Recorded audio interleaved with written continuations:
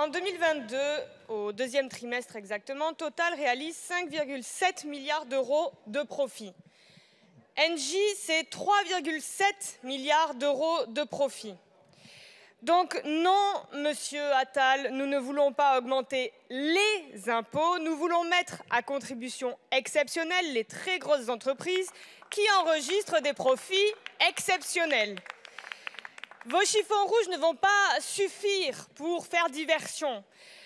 Nous trouvons en revanche que vous êtes bien en peine d'expliquer pourquoi votre gouvernement, ainsi que le groupe macroniste, refuse coup sur coup de rétablir l'ISF, de taxer les dividendes, de permettre l'égalité des salaires entre les femmes et les hommes. Autant de propositions qui permettraient de financer effectivement les retraites et de mettre vos contradictions en lumière, puisque, on pourrait même dire vos mensonges, puisque non, il n'y a pas une seule façon de financer les retraites et nous en proposons ici plusieurs.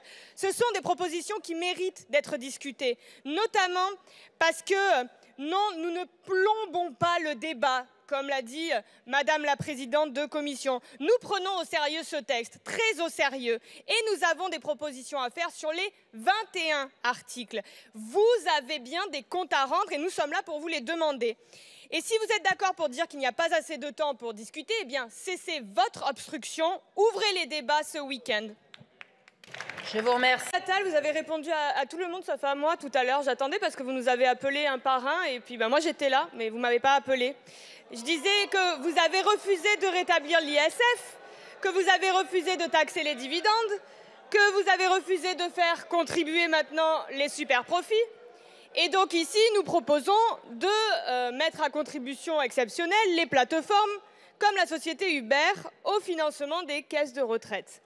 Alors ces plateformes, on le répète, elles encouragent les travailleurs à se mettre au statut d'auto-entrepreneur, ce qui leur permet une économie de cotisation sociale et patronale. Et en ce qui les concerne, c'est un total de 1,5 milliard d'euros de manque à gagner.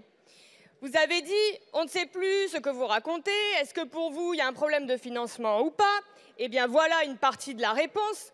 Ce sont par exemple vos lois de casse du Code du travail et de déséquilibre financier votées par les orientations budgétaires du précédent quinquennat, par exemple, qui créent des trous et des manques à gagner et qui ne seraient pas difficiles à rétablir.